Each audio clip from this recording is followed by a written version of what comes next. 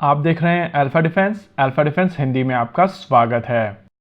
आज के इस वीडियो में हम लोग बात करेंगे RIM 116 rolling airframe missile system के बारे में और इसके इंडियन काउंटर पार्ट के बारे में। अभी आप अपनी स्क्रीन के ऊपर जिस मिसाइल सिस्टम को देख रहे हैं वो बेसिकली एक यूनाइटेड स्टेट्स ऑफ अमेरिका की short range point defence air defence missile system है और इस मिसाइल सिस्टम को Egypt, Germany, Greece, Japan, Mexico, Qatar, South Korea, Saudi Arabia, Turkey, UAE और यूनाइटेड स्टेट्स ऑफ अमेरिका सभी use करते हैं।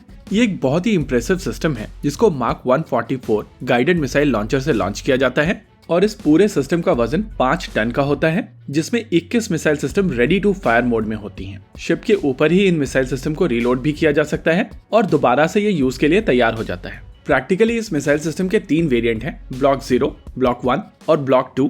Initially इस मिसाइल सिस्टम को air to air missile system AIM-9 Sidewinder missile system को modify करके बनाया गया था। बेसिकली मिसाइल सिस्टम का प्रोपल्शन सिस्टम और उसके वॉरहेड को रिटेन किया गया था और इसको स्टिंगर मिसाइल सिस्टम का सीकर असेंबली दे दिया गया था। ये बेसिकली 1976 का सिस्टम था जो 1985 में प्रोडक्शन में गया था और उसके बाद से इसमें कई सारे चेंजेस किए गए थे, जिसके चलते ब्लॉक 1 और ब्लॉक 2 आए जो परफॉर्मेंस में इससे बेहतर हैं। अब यहाँ पर आप में से बहुत सारे लोगों का क्वेश्चन होगा कि हाँ ये तो ठीक है, यूएस का सिस्टम है, अच्छा सिस्टम है, लेकिन हम लोग इसके बारे में बात क्यों कर रहे हैं?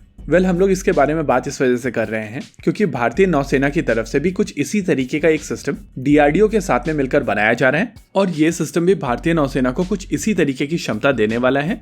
आप सभी को याद होगा कुछ समय पहले DRDO की तरफ से अपने विश्वराज सिस्टम को टेस्ट किया गया था और अब DRDO की तरफ से इसकी टेक्नोलॉजी उठाकर अडानी को ट्रांसफर कर दी गई है और आने वाले समय में उनकी तरफ से ये सिस्टम भारतीय सेनाओं के लिए बनाया जाएगा। लेकिन इस सिस्टम की एप्लीकेशन एक मैन पोर्टेबल एयर डिफेंस तक ही लिमिटेड नहीं रहेगी। यहाँ पर जो मिसाइल सिस्टम डेवलप की गई है उसका प्रयोग भारतीय नौसेना की शिप्स को एक तीसरी लेयर ऑफ एयर डिफेंस बनाने में मदद करेगा। वीडियो में आगे बढ़ने से पहले आइए समझ लेते हैं ये 3 लेयर क्या होने वाली हैं। पहली लेयर बराक 8 है और ये चीज हम सभी जानते हैं। ये मिसाइल सिस्टम लगभग 100 किलोमीटर की दूरी पर एनिमी के एयरक्राफ्ट्स को मारने में सक्षम है और इसकी क्षमताएं केवल यहीं पर नहीं रुकती हैं। ये missile system anti ship missile systems के साथ साथ लिमिटेड कैपेसिटी में बैलिस्टिक मिसाइल्स को भी इंटरसेप्ट कर सकती है।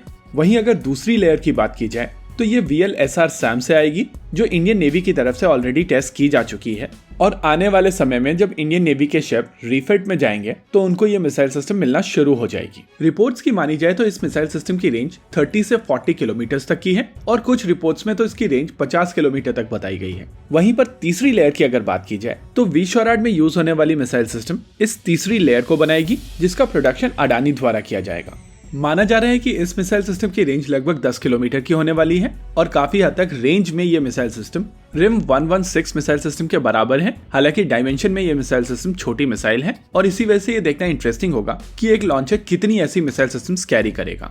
देखिए, Vishwaraj missile system already land based platform से टेस्ट की जा चुकी है और अब आने वाले समय में इंडियन नेवी की तरफ से इसकी टेस्टिंग शुरू की जाएगी। टेस्टिंग को लेकर इंडियन नेवी की अप्रोच काफी शानदार है और ये चीज हम लोगों ने पास में देखी है कि इंडियन नेवी काफी तेजी से टेस्टिंग करती है और सिस्टम्स को क्लियर करके उनको प्रोडक्शन में जाने के लिए भेज देती है। हालांकि यहाँ पर बड़ी परेशानी ये है कि जब तक शिप मिड लाइफ रिफिट में नहीं जाते हैं तब तक ये नए सिस्टम उनके ऊपर नहीं जा सकते हैं, जिसके चलते हम लोगों को वो तेजी दिखाई नहीं देती है। इस समय DRDO की लैब NPOL 3D प्रिंट करके एक लॉन्चर सिस्टम बना रही है और इस लॉन्चर सिस्टम के ऊपर जाने वाली missile system most likely Adani की तरफ से आएगी। एक बार ये पूरी असेंबली बनकर तैयार हो जाएगी तो इंडियन नेवी की तरफ से टेस्टिंग शुरू की जाएगी।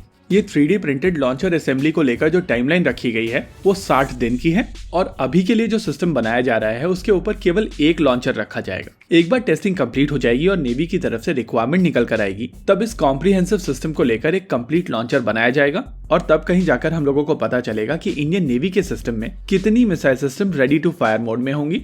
इसी के साथ आज के इस वीडियो में रखते हैं केवल इतना ही। वीडियो को अंत तक देखने के लिए धन्यवाद। देखते रहिए अल्फा डिफेंस। जय हिंद।